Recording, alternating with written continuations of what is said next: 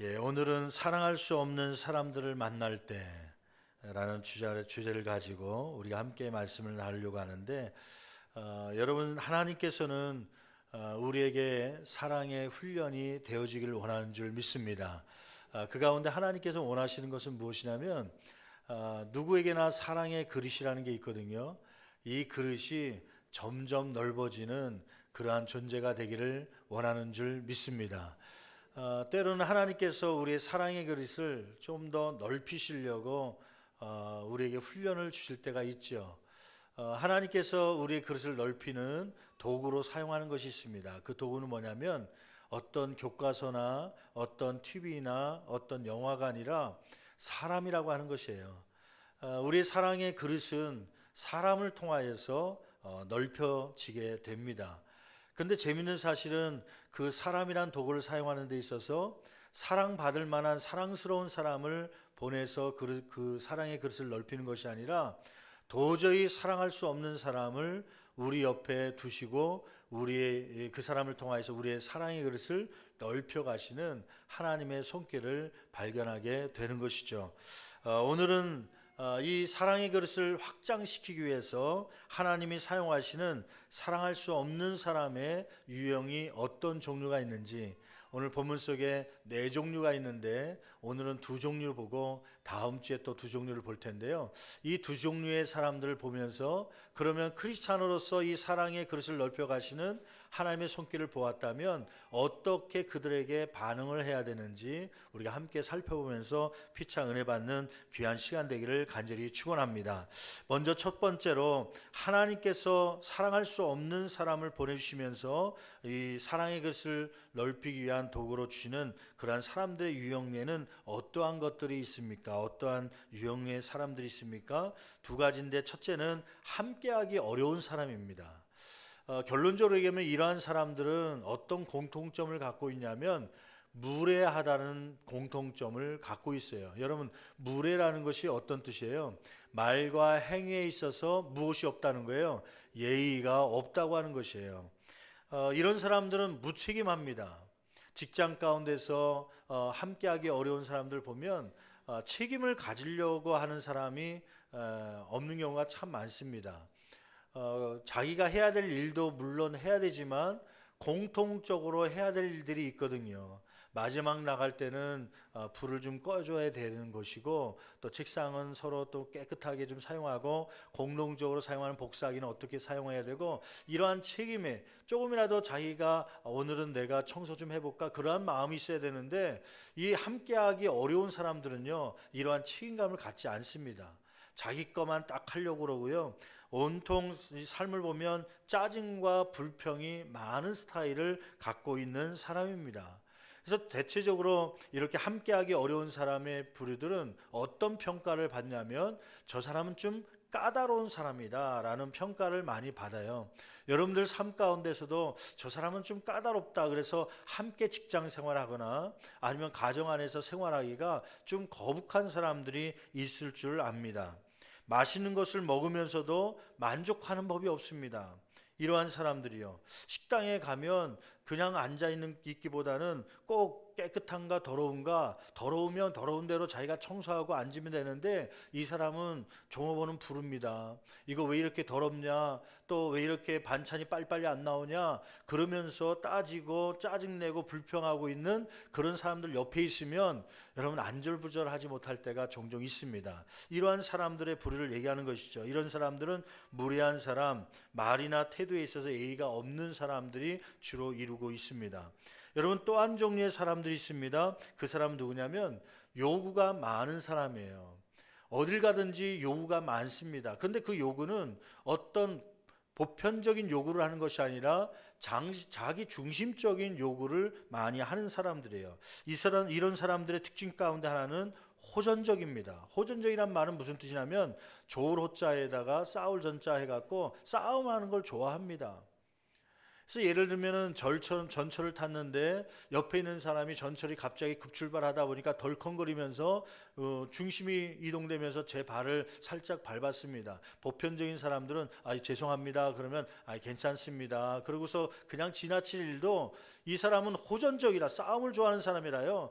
눈을 부라리면서 상대방을 쳐다보죠. 미안합니다 그래도요, 뭐라고 반응하냐면, 미안하면 다야? 당신은 누나를 그렇게 다 갖고 다니면서 제대로 못 봐? 그러면서 싸우려고 하는 사람들이 있어요. 이런 사람들이 주변에 있으면 참 괴롭습니다. 또 밀어붙이기를 잘하는 것이죠. 자기 중심적으로 자기의 방식을 강하게 고집하고요, 항상 자신이 옳다고 생각하는 그러한 부류들입니다. 그래서 어떤 일을 할 때에도 은행 가서 어떤 일이 잘 안 되면 자기 중심적으로 왜 빨리 안 되냐 그렇게 다그치고 혼내기도 하고 그런 사람들입니다. 이런 사람들이 주변에 있다면 참 신앙생활이 어렵고 힘들 때가 있어요. 때로는 인생을 살면서 이런 사람들 만나면 눈물이 막 쏙 빠지기도 하고, 그 사람 때문에 때로는 관계를 끊을까라는 생각 같기도 하고, 인생을 포기하고 싶은 생각도 들 때가 많이 있지요. 이런 사람들 만날 때 성경은 뭐라고 말씀합니까? 크리스찬들은 어떻게 반응하기를 원하고 계십니까? 오늘 말씀 가운데 두 가지를 살펴볼 텐데, 먼저 첫 번째로 이렇게 사랑할 수 없는 이러한 사람들을 만날 때 우리의 반응은 어떠해야 되는지, 첫째는 함께하기 어려운 사람이, 아까 무례한 사람이라고 이야기했는데, 이러한 사람들을 만날 때는 성경 5절 말씀, 오늘 말씀해 보니까 그들과 똑같이 뭐를 행치 말아야 된다고 말씀합니까? 무례히 행치 않아야 된다고 말씀하고 있죠. 5절 상반절 말씀 우리 같이 한 목소리로 봉독해 보겠습니다. 무례히 행하지 아니하며. 여러분, 사랑이라고 하는 것, 하나님께서 가르쳐진 이 사랑은 저와 여러분들이 행해야 될 사랑인데, 이 사랑의 특징은 뭐냐면 무례히 행하지 않는 것입니다. 혹은 무례히 행하는 사람들을 만났을지라도 그러한 일에 대해서 똑같은 방법으로 무례히 행하지 않아야 되는 것이 저와 여러분들이 행해야 될 사랑의 방법이죠. 저도 지난 한 주간에 생활하면서 무례히 행하는 사람들을 몇 사람을 보게 됩니다. 가끔 제가 이러한 것 때문에 화가 나기도 하고 짜증이 나기도 하고 그런다는 얘기를 가끔 하잖아요. 저희는 집에 있으면서 지난 주간에도 비가 부슬부슬 내리는데 이 차를 타고 지금 주차장으로, 집에 있는 주차장으로 들어가려고 하는데 어떤 분이요, 주차장을 막아놓은 거예요. 그 다음 날은 아침에 이제 그 월요일인데 월요일날 이제 오후 1시에 총회 신학교 학생들 체포를 인도해 달라고 그래서 이제 1시에 저 서대문까지 가려면 한 여기서 11시 반이면 출발하면 되겠다. 11시 반에 준비하고 차를 타려고 내려갔는데요. 이게 웬일입니까? 주차장에 차를 주차해놨는데 그 앞에다가요, 택배 그 차량이 가운데를 탁 막고 있어 갖고요. 그래서 아니 이분이 아니 차가 나가야 될 길을 이렇게 막고 있으면 어떻게 하는가? 그래서 창문을 통해서 전화번호를 한번 눌러서 빨리 좀 차 좀 빼달라고 연락하려고 그랬는데 전화번호가 또 없는 거예요. 이 시간은 점점 다가오죠. 10분, 20분 지났는데 오지 않습니다. 빵빵 눌러도 소리 뭐 들었는지 안 들었는지 나타나질 않는 거예요. 막 그럴 때는 애간장이 타면서 나중에는 막 분노가 일어나죠. 그럴 때는요, 목사라도 집에서 못을 하나 꺼내 갖고 와갖고요, 차를 한번 긁고 싶고요, 때로는 타이어 칼로 이렇게 집을 내 갖고 빵 꺼내고 싶고요. 그런 마음들이 이 목회자한테도 있더라고요. 이런 것 때문에 서로 싸우게 되는 거구나, 그런 생각을 갖게 되는 것이죠. 한참 기다리고 났더니 나중에 이렇게 돌아서 가봤더니 도대체 전화번호도 없고 어떻게 된 건가 했더니 문을 열어보려고 열어봤더니 열리더라고요. 그러니까 키를 거기다 꽂아놓고 나가신 거예요. 그래갖고 시동을 켜놓고 이 다른 데로 비키고 차를 빼내고 다시 원위치하고 그렇게 하고 이제 가게 되었는데, 때로는요 막 짜증나고 무례한 사람들 만날 때마다 막 속상할 때가 있잖아요. 엊그저께는 이제 사택으로 들어가는데 1층 문을 열고 들어가는데 현관문을 열었는데 현관 안에서 담배 냄새가 나는 거예요. 우리 집은 담배 피는 사람이 없는데, 이 건물에는 담배 피는 사람이 없는데 담배 냄새가 꽉 차 있어 갖고 이게 무슨 일인가 봤더니 그 바깥으로 이게 그 텃밭이 있는데 텃밭 창문 앞에서요, 그 옆에 주민센터에서 일하고 있는 그 방기사병, 옛날에 방위병이라고 그랬는데 요즘에 뭐라고 그러죠? 하여튼 그런 분들이요, 일하다가 말고 그 안에 사무실 안에서는 흡연을 못하게 하니까 어디로 나오냐면 집으로, 그 주민센터 밖으로 나서 그 골목 같은 그 텃밭 앞에서 창문가 앞에서 담배를 피는 거예요. 그러니 담배가 2명 3명 막 짝지어서 피니까 이 냄새가 다 실내로 들어갔고, 이 실내 안에 담배 냄새가요. 어느 날은 보면은 거실 앞에 막 담배 냄새가 나서 보면 밑에 와갖고요. 바로 2층, 3층이 그 창문이 있는데 그 밑에 주차장에 와갖고 담배를 피면서, 그것도 조용히 피면 말이나 뭐 안 하죠. 둘이 막 떠들어가면서 얘기하면요, 쉬지도 못하고 담배 냄새 때문에 머리가 지긋지긋 아프고 그럴 때가 있는 것이죠. 여러분, 무례하게 행하는 사람들을 만날 때 하나님께서는 우리에게 뭐라고 얘기하냐면 그들과 똑같이 무례에 행치 않아야 된다고 말씀하고 있는 것입니다. 여러분, 잠언서 16장 21절 말씀 볼까요? 잠언서 16장 21절 말씀 같이 한 목소리로 봉독해 보겠습니다. 마음이 지혜로운 자는 명철하다 일컬음을 받고 입이 선한 자는 남의 학식을 더하게 하느니라. 여러분 한번 동그라미 쳐보실래요? 입이 선한 자, 그리고 남의 학식을 더하게 하느니라. 여러분, 입이 선한 자는 누구냐면 무례히 행하지 않는 사람입니다. 선한 말을 하는 사람이에요. 이런 사람의 말은 남의 학식을 어떻게 한다는 거예요? 더해준다고 하는 것이에요. 공부하는 사람에게는 학식을 더해주는 것이고, 또 물질을 버는 사람에게는 물질을 더 벌을 수 있도록 해준다고 하는 말이죠. 여러분, 반대로 입이 선하지 않고 무례히 행하는 입이라면 그 무례히 행하는 말로는 남의 학식을 더하지 않고 오히려 남에게 도움을 주는 것이 아니라 남을 무너뜨리는 그러한 일을 하게 되는 것입니다. 그래서 입이 선한 자는 남의 학식을 더하게 하느니라, 이 말을 다른 말로 바꾸면, 반대적인 말로 바꾸면 상대방을 마음을 상하게 하는 무례한 말을 하면 상대방에게 도움이 전혀 되지 못한다라는 뜻을 갖고 있어요. 여러분, 우리가 무례히 행하는 말로는 전혀 상대방이 변화될 수 없고 상대방에게 도움이 될 수가 없습니다. 근데 우리는 때로는 무례한 말을 하기도 하죠. 여러분, 무례히 행치 않기 위해서 필요한 것, 성경에는 두 가지를 얘기하는데 오늘 두 가지 살펴볼 텐데, 잠언서 18장 13절 말씀 보면 상대방의 말을 뭐 하라는 거예요? 경청하라는 것입니다. 잠언서 18장 13절 말씀 같이 한 목소리로 봉독해 보겠습니다. 사연을 듣기 전에 대답하는 자는 미련하여 욕을 당하느니라. 욕을 당한다는 것은 부끄러움을 당한다, 창피함을 당한다, 그러한 뜻인데, 누가 이러한 부끄러움을 당합니까? 사연을 듣기 전에 뭐 하는 사람이요? 대답하는 사람. 그 사람의 상황이 어떠한지 제대로 알지도 못하고 자신의 감정이 있는 대로 무리하게 얘기를 했다가 오히려 자신이 이 부끄러움을 당할 수 있다고 하는 말씀이죠. 제가 그런 경험을 한 건 아닙니까? 어느 날 주차를 하려고 피곤해서 신방을 하고 피곤해서 이제 들어가려고, 그래서 집 앞에 주차를 하려고 그러는데요, 아니 그 집 앞에요, 검은색 승용차가 딱 가로막고 있는 것입니다. 그것도 한쪽으로 이렇게 주차해 놨으면 그래도 한쪽으로 들어갈 수 있을 텐데 비스듬히 대각선으로 해갖고 막고 있어 갖고요, 무례하게 주차를 해놓은 거예요. 그날은 몸이 피곤하고 또 여러 가지 신경 쓸 게 많아갖고요, 빨리 들어가서 쉬어야겠다 생각하고 들어왔는데 그 차가 막아놓고 있으니까요, 분노가 일어난 거예요. 그래갖고 내리자마자요, 그 전화번호를 눌렀습니다. 신호가 가더라고요. 다행히 전화를 착각 받더라고요. 여보세요 하는 그런 순간에 저도 이야기를 했죠. 여보세요, 지금 차를 주차해놨죠? 지금 이렇게 차를 주차해놓으면 어떻게 들어가라고 하는 것입니까? 도대체 운전하는 예의라는 것을 알고 있습니까? 그랬더니요, 그분이 그래요. 고 목사님이세요? 그러는 거예요. 나 조원진 목사요. 그러면서 강서성결교회 원로 목사님이신 조원진 목사님이 그 차를 일동 주민센터에 일이 있어갖고 잠깐 급하게 세워놓고 나간다고 생각하고 거기다 놓고 간 거예요. 아니 지금 뭐 차를 빼야 되나요? 저한테 물어보는데요, 차마 빼야 된다는 말을 못하고, 아니요 그냥 이렇게 잘 안 돼 있어 갖고 잘 대드리려고 그랬는데 일 보시나 보죠. 나중에 그냥 잘 되시거나 빼시면 됩니다. 그러고서 저는 동네를 몇 바퀴 도는 거 아닙니까? 왜냐하면 얼굴 마주치면 안 되니까요. 그래갖고 그냥 창피해 갖고 달아난 적이 있습니다. 여러분, 오늘 말씀 가운데 상대방의 말을 경청하지 않고 사연을 듣기 전에 대답하게 되면 부끄러움을 당할 수 있다 말하는 것이죠. 경청할 때 무례히 행치 않는 그런 행위가 나오는 것입니다. 여러분, 두 번째, 벌이라고 하는 것이에요. 무례히 행치 않기 위해서 남의 말을, 상대방의 말을 경청할 뿐만 아니라 내 안에 버려야 될 것이 있다고 그래요.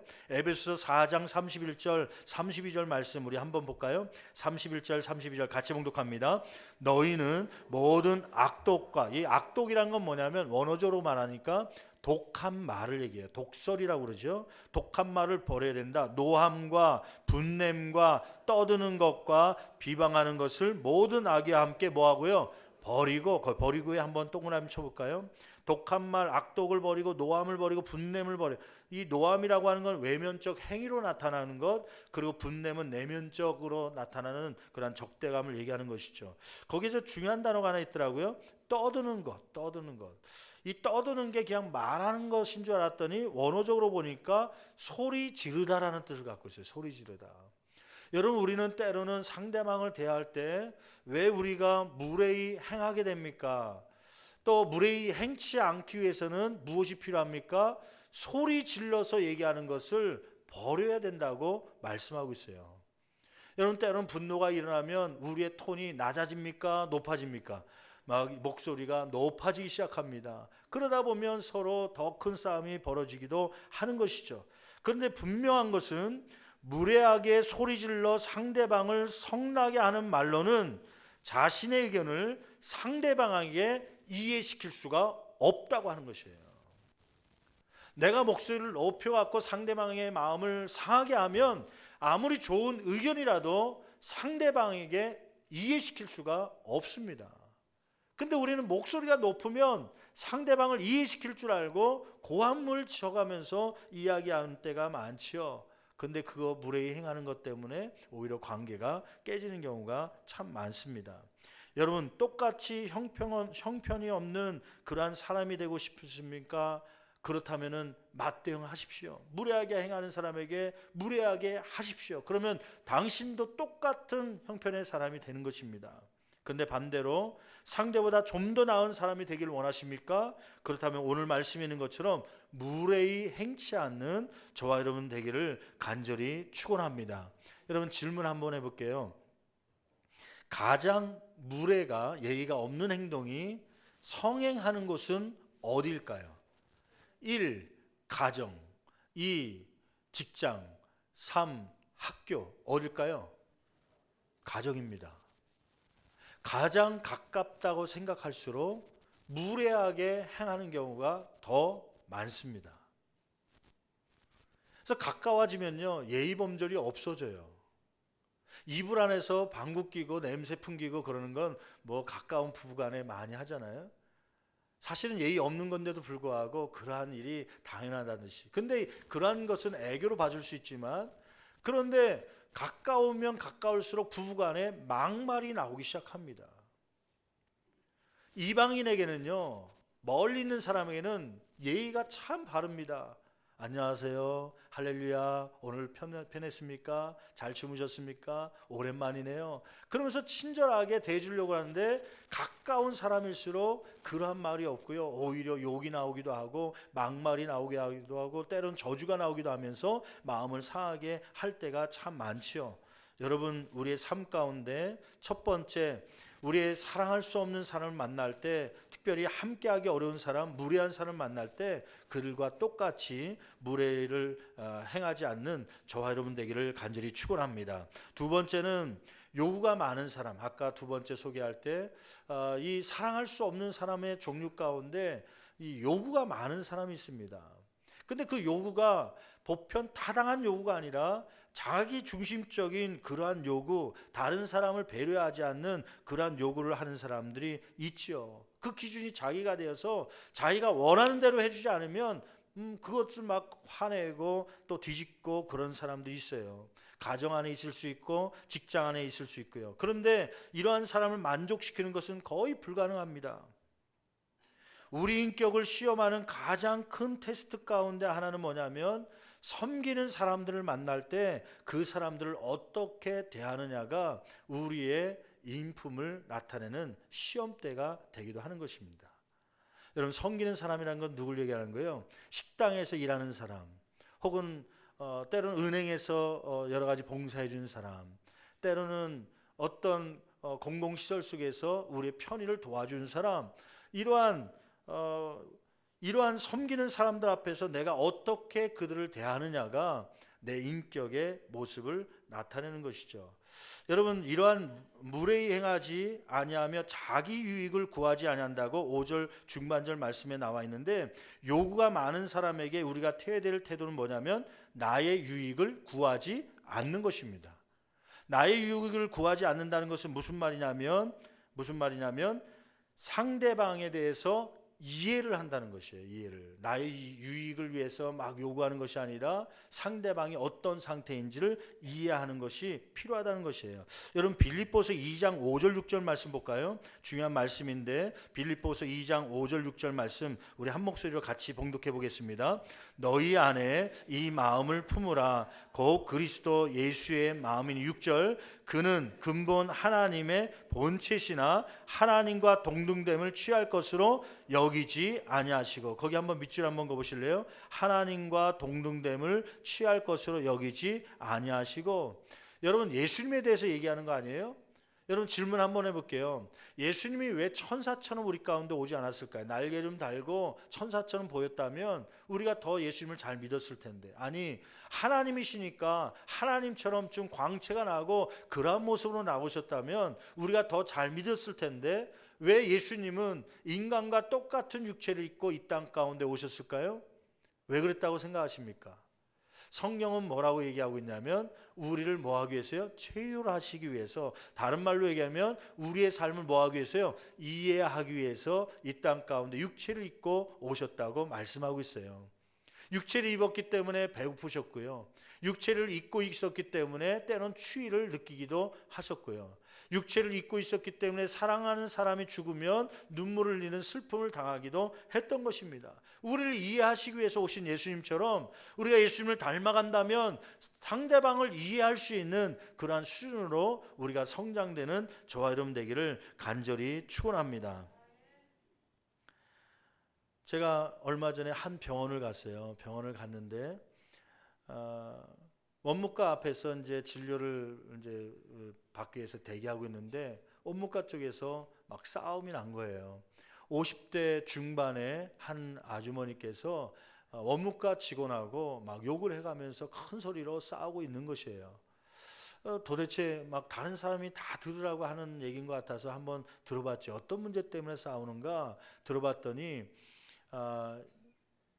이분의 주장은 그래요. 내가 그 전화를 했을 때 아들이 이제 이 병원에서 진료를 받고 치료를 받았기 때문에 보험회사에다 서류를 제출하는데, 그 서류를 제출하는데 그 진료 진단서를 지금 가면 떼줄 수 있습니까? 그랬더니 그 전화 받는 사람이 전화 받으면서 네, 떼줄 수 있습니다 하고 끊었다는 거예요. 그래서 달려온 거죠. 그런데 떼어달라고 그랬더니 갑자기 요구하는 서류가 있었습니다. 그건 뭐냐면 가족관계 증명서를 달라고 요구한 거예요. 왜냐하면 본인이 안 왔고 엄마가 왔기 때문에 본인이 아닌 이상 가족관계 증명서를 줘야 이것을 떼어줄 수 있습니다. 이렇게 나온 거예요. 당연한 것이죠. 근데 이분은 아니 내가 전화했을 때 그러면 가족관계 증명서를 갖고 오라고 얘기했어야지 왜 그 얘기를 안 하고 있다가 내가 여기까지 왔는데 두 번씩이나 왔는데 왜 지금에 와서 그 얘기를 하냐? 그게 이제 마음에 상한 거죠. 근데 지금 원무과 이 직원 입장에서 뭐냐면 여러 전화가 계속 오는데 뭐가 필요하냐 물어봤다면 내가 대답해 주지만 물어보지도 않고 그거 뛸 수 있습니까? 그래서 네 그랬더니 당신이 전화를 끊어놓고 나서 그러고 나서 내가 그걸 얘기 안 해줬다고 그러면 그거 내가 무슨 잘못이 있습니까? 그러면서 그것 때문에 막 서로 싸우고 있는 것이죠. 여러분, 요구가 많은 사람의 특징은 뭐냐면 자기 중심적으로 생각을 합니다.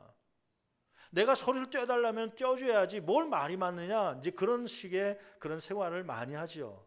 가정 안에서도 이러한 남편이 있으면요 아내는 참 힘듭니다. 때로는 주변 직장에서도 이러한 상사를 만나면요 그 밑에 있는 사람들이 참 힘들기도 하는 것이죠. 이런 사람 만날 때 우리의 필요한 것은 뭐냐면 상대방에 대한 이해입니다. 이해. 상대방을 이해하기 위해서 그 사람의 무엇을 알아야 되냐면 세 가지인데, 배경을 알아야 됩니다. 혹시 저 사람이 오늘 육체적으로 아파서 그런 건가? 혹시 기질적으로 그런 사람이 아닌가? 그걸 이해한다면 아파서 지금 짜증내고 있구나, 그런 것을 요구하고 있구나, 그것을 알게 되면 그러면 좀 더 부드러운 모습으로 사랑의 표현으로 유익을 구하지 않으면서 무례히 행치 않으면서 사랑을 표현할 수가 있게 되는 것이죠. 또는 배경을 알아야 되고 겪고 있는 어려움, 혹시 저분이 손님이 많다 보니까 나에게 저렇게 대하는 거 아닌가? 혹은 저 사람이 어떤 문제가 있어서 그런 거 아닌가? 그런 문제에 대한 이해를 하게 되고, 혹시 그 사람이 그 일을 하는데 어떤 부담감 때문에 이렇게 못한다고 하는 거구나 라고 이해를 한다면, 그 사람에 대해서 유익을 구하는, 나도 똑같이 요구하는 것이 아니라 오히려 그들을 받아줄 수 있는 사람이 되는 것이죠. 그래서 가만히 듣다 보니까, 그 아까 싸우는 얘기를 더 해드릴게요. 가만히 이 싸우는 이야기를 듣다 보니까 무슨 문제가 있었냐면, 이분이 서류를 달라고 그러는데 줘야지 왜 안 줍니까가 그게 핵심이 아니었어요. 그것은 뭐냐면, 계속 얘기하는 중에 한 가지 부분이 있더라고요. 그것은 뭐냐면, 내가 아들의 서류를 제출하기 위해서 점심시간, 직장 생활하는데 그 상사에게, 그 사장에게 잠시 다녀오겠습니다 하고 얘기를 하고, 지금 이게 빨리 택시 타고 왔는데, 여기까지 열심히 달려왔는데 뛰지 못하니까 그것 때문에 섭섭한 거예요. 그러면 그 배경에 대해서 이분이 나중에 그 얘기를 하더라고요. 내가 지금 택시 타고 점심시간 내서 이렇게 왔는데 그러면 떼어줘야 될 것 아닙니까? 사실 그 말은 떼어줘야 된다고 하는, 그분도 알지요. 그 서류가 없으면 안 된다는 거 알지만, 자기가 실수했다는 거 알지만 뭘 알아주길 원하는 거예요. 아, 그렇게 서류를 띄기 위해서 점심도 안 먹고 달려오셨구나. 아이고, 그러한 마음이었는데 어떡하죠? 이 서류가 있어야 되는데, 배고프실 텐데 뭐라도 좀 드릴까요? 뭐라도 이렇게 얘기를 했으면 그분이 푸르르 가라앉고, 서류 안 갖고 왔는데 알겠습니다, 제가 다음에 다시 올게요, 그러고 끝날 문제인데, 이분도 그 마음을 이해하지 못하고, 배경을 이해하지 못하고, 아니 서류가 없는데 내가 어떻게 떼어줄 수 있냐고, 나도 그 법적으로 이거 걸린다고 막 그렇게 얘기하다 보니까 더 큰 싸움이 나게 되는 것이죠. 지난번에 여름 행사를 마치고 우리 주일학교 선생님들하고 목동에 있는 식당을 갔습니다. 목동에 있는 식당에 갔는데, 거기서 식사를 하면서 이제 간장이 계속 필요해가 간장을 다 먹어갖고 간장을 좀 리필해달라고 이제 사장님을 불렀죠. 사장님, 20대 초반에 이제 아르바이트생 같은 분이 왔어요. 직원이 왔어요. 요즘에 그 직장, 그 주방 식당 같은 데 가면 아무리 종업같이 직원처럼 생겼더라도 뭐라고 불러줘야지 좋아해요? 사장님 그래야 좋아하거든요. 사장님, 저희 여기 간장 좀 리필해 줄 수 있어요? 그랬더니 이분이 네 알았습니다 그러더니 가더니요, 5분 기다렸는데도 안 와요. 다시 불렀죠. 저 사장님, 아까 주문한 거, 그랬더니 맞아 그럼 잠깐만 기다려 보세요 그러더니 또 그러더니 한 10분 됐는데 또 안 와요. 이분이 어떻게 된 건가? 나중에 알고 봤더니 막 손님들이 이제 세 번째 이제 불러갖고 이제 그때서야 왔어요.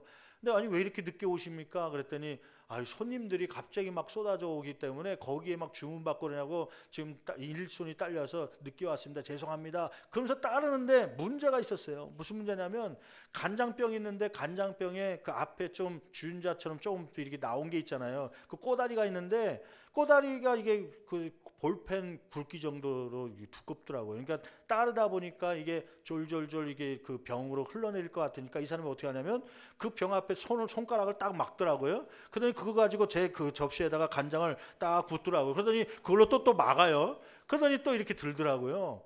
그 간장에 뭐가 묻어서 나온 거예요? 손이 묻어서, 손에 거쳐서 나온 거 아닙니까?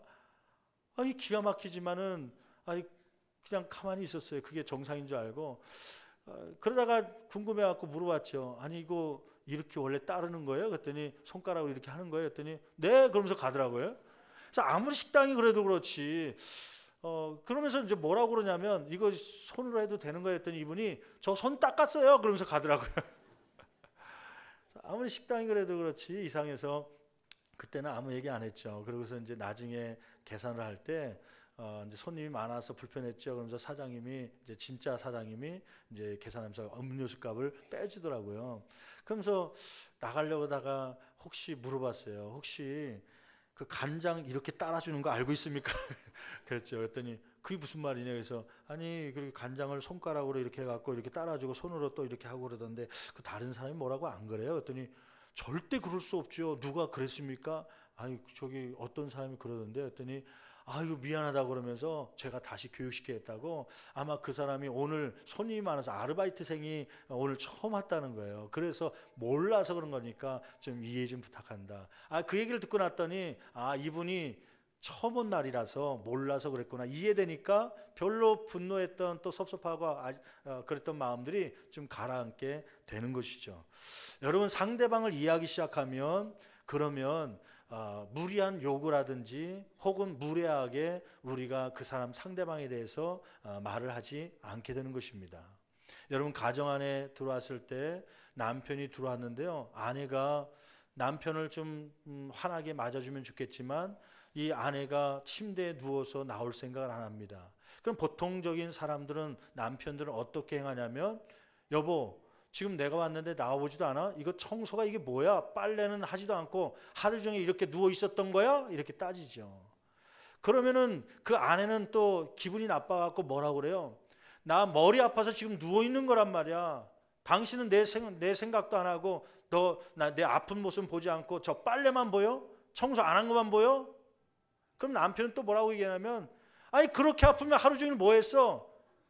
병원이나 가서 치료받던지 하지. 이렇게 누워 자빠져서 뭐 하는 거야? 그러면서 옷을 집어던지고 싸움이 붙기 시작하는 거죠.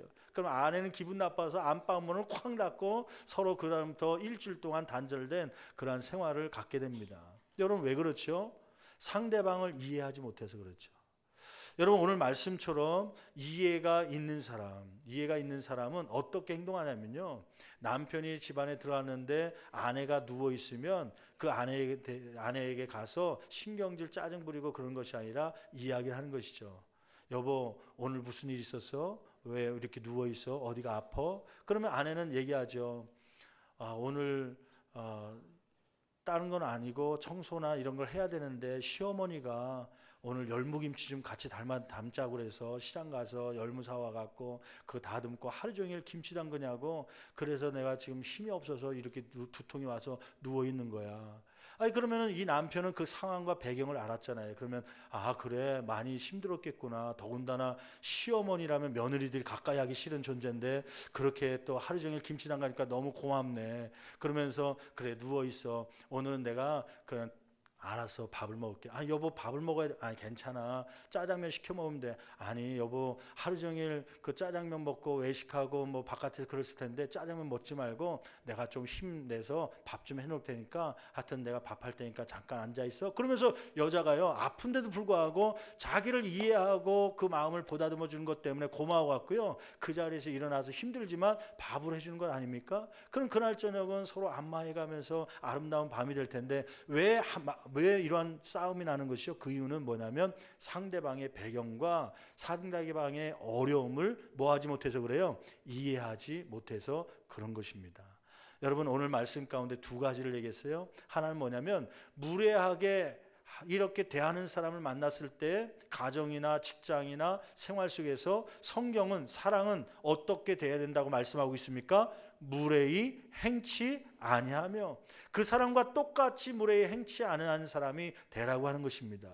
두 번째는, 이렇게 요구하는 상황들이 많은 사람들을 만납니다. 남편을 만나기도 하고 때로는 직장의 사람들을 만나기도 하고 그렇습니다. 그럴 때 여러분은 오늘 말씀 가운데 뭐라고 얘기하냐면, 자기의 유익을 뭐하지 않냐며 구하지 않냐며, 자기 입장에서 또 다른 걸 구하는 것이 아니라 상대방의 배경과 상대방이 어떠한 어려움이 있는지를 그걸 이해하고 그들에게 대할 때 사랑이 있는 가정이요, 사랑이 있는 직장이요, 사랑이 있는 공동체가 될 줄 믿습니다. 아멘. 여러분, 말씀을 마치면서 한 가지 숙제 좀 내주려고 그래요.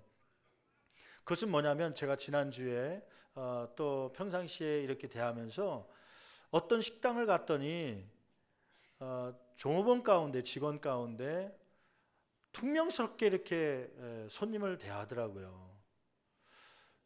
또 뭘 더 시켰더니 귀찮아 하더라고요. 그래서 이분이 왜 그런가 그랬더니 이제 고기를 막 자르는데 그 고기를 자르는 가위 있잖아요, 가위.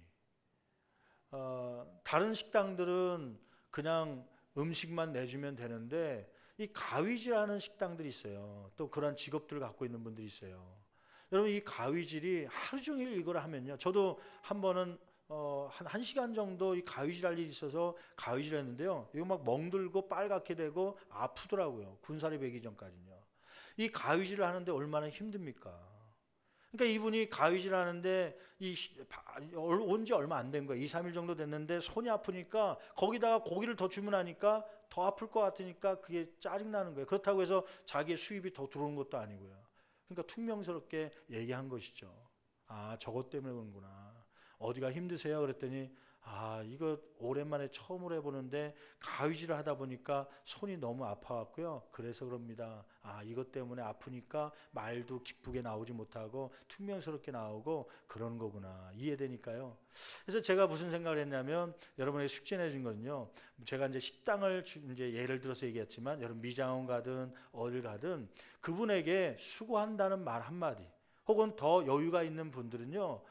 그분에게 팁이란 걸 한번 줘보십시오. 매번 줄 수는 없지만 1,000원이든 5,000원이든 수고가 많네요. 저희들을 위해서 저희 가정을 위해서 이렇게 봉사해 주시니 감사합니다 하고서 5,000원이라도 팁으로 주시면요. 혹은 연세가 있어서 그런 돈이 없더라도 주머니에 사탕들은 많이 있잖아요. 사탕 2개라도 집어주면서 저를 위해서 이렇게 수고해 주셔서 감사합니다 한번 하면 그 사람이요 하루 종일 힘듦과 피곤함 속에 있지만 여러분들의 그 수고했다고 하는 말 한마디 혹은 사탕 1개 혹은 5,000원짜리 하나 때문에요 하루 종일의 피곤함이 싹 씻어지게 될 줄 믿습니다. 그러면 그분들이 지나고 난 다음에 무슨 생각할까요? 저 사람은 어떤 분이기 때문에 저렇게 나에게 이렇게 위로해 줄까? 근데 알고 봤더니 신월동교회 장로님이고 신월동교회 권사님이고 이 기독교 교인이라는 보니까 기도하는 모습을 보면서 저 사람들이 교회 다니는구나. 교회 다니는 사람은 일반 사람과 뭔가 다르긴 다르다. 이것이 사회 가운데 세상 가운데 빛과 소금의 역할을 감당하는 저와 여러분의 모습이 될 줄 믿습니다. 여러분 세상 가운데 우리 그리스도의 사랑을 증거하기 위해서 성령께서 우리 가운데 말씀하신 건 뭐냐면 무례히 행하지 말아라. 그리고 자기 유익을 구하지 말고 이해하는 삶을 살라. 여러분 이러한 말씀을 가지고 이 한주간도 승리할 수 있는 저와 여러분 되기를 간절히 축원합니다. 기도하시겠습니다. 여러분 오늘 말씀을 들으면서요 여러분 우리의 삶 가운데 하나님께서는 우리의 사랑의 그릇을 넓히기 위해서 도저히 사랑할 수 없는 사람을 보냅니다. 오늘 2가지 유형의 사람들 보았는데 무례히 행하는 사람들입니다. 또 자기의 요구를 너무나 과도하게 얘기하는 그러한 사람들입니다. 그런 사람들은 만나기 싫고 함께하기도 싫고 그 사람들 피하고 싶지요. 혹시 몰라서 관계를 맺었다면 그 관계를 끊어버리고 싶은 마음들이 있기도 합니다. 때로는 그 사람들 만날 때 눈물을 흘리기도 합니다. 때로는 너무 분해서 섭섭해서 때로는 좌절하고 낙심하고 때로는 어떤 분들은 이런 사람들 때문에 이 세상을 떠나려고 하는 그런 마음도 가질 때도 있습니다. 여러분 기억하십시오. 이 일은 우리의 힘으로 할 수 없고 성령님이 도와주셔야 됩니다. 특별히 오늘 말씀 가운데 무례히 행하는 자에게 무례히 행치 않을 수 있는 능력을 성령님이 우리에게 더하여 주시옵소서. 또 하나님 상대방에게 무엇을 요구하기보다 하나님 그 사람이 왜 그렇게 되었는지 배경을 이해할 수 있는 이해력도 우리 가운데 허락하여 달라고 시간 다 2 손을 높이 들고 주여 3번 힘차게 치면서 간절히 기도합니다. 주여